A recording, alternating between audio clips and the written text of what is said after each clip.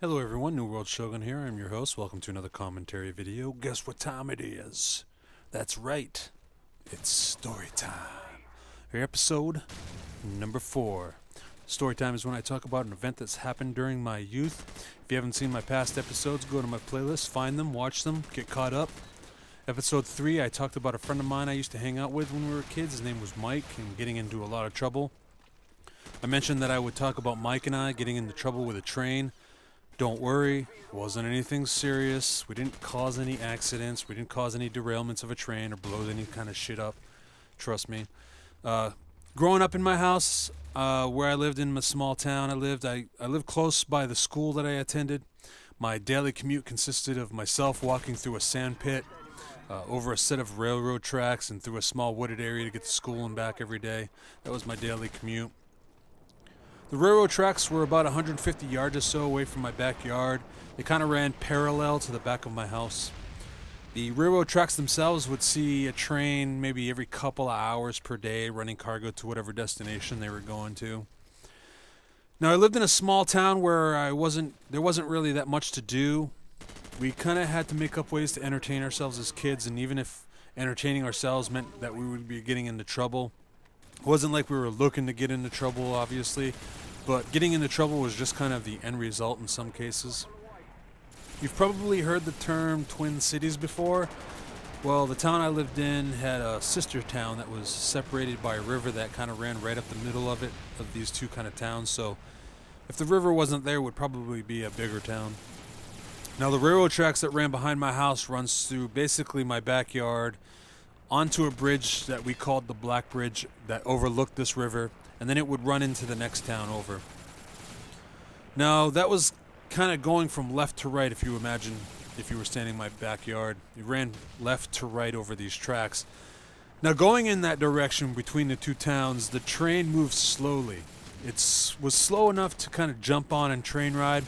Now, if you've had trains that ran by your house when you were growing up, you kind of knew, if you probably have done this before, you probably jumped on a train ride. It's fun. It's dangerous, you know. But it was fun because at the same time it was dangerous. It was safe enough that you could kind of run along. You grabbed onto that ladder that was running up the side of a train car. You ride it for whatever distance. Whee! This is fun. Then you kind of jump off and you go about your way. Now, because it was going in that direction, going through these two towns, there was multiple stops, which made the train kind of go at a speed that was easy enough to train ride, kind of over the bridge and jump off into the next town, and then we'd kind of walk back home.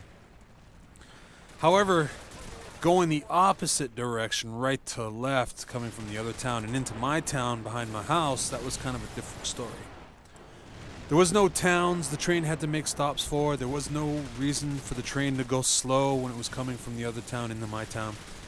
It would just kind of start off slow, and then it would pick up speed to whatever top speed a train goes at for long distance travel.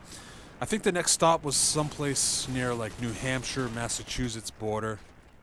But because the train ran through mostly wooded areas and under streets and over rivers, there was no stops along the way.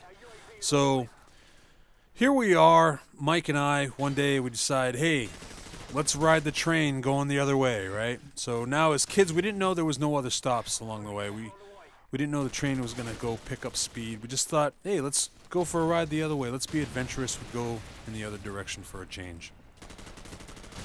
So we jump onto this train. We're riding along at a slow speed. Whee, fun!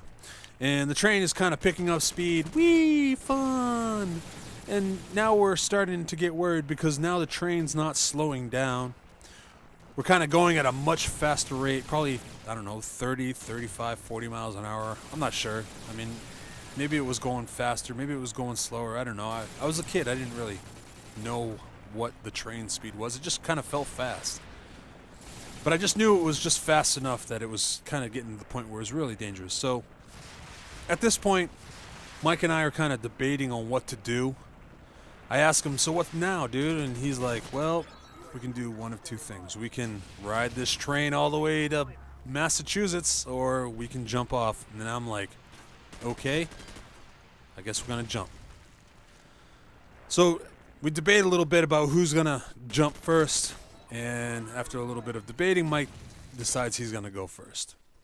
So I see him jump off, land, roll. I kind of start to lose him because the train is on a curve, so I kind of lose him out of sight, and I'm thinking, well, now it's my turn, so now I have to jump because there's no turning back now. So I decided I jump off, I land on the ground, I do a tumble roll, amazed that I didn't break anything. I go to stand up, I go to brush myself off, and as soon as my right hand touched my right leg, as I'm brushing my pant legs, you know, trying to get the dirt off, I feel this sharp pain in my hand, and I go, oh my God.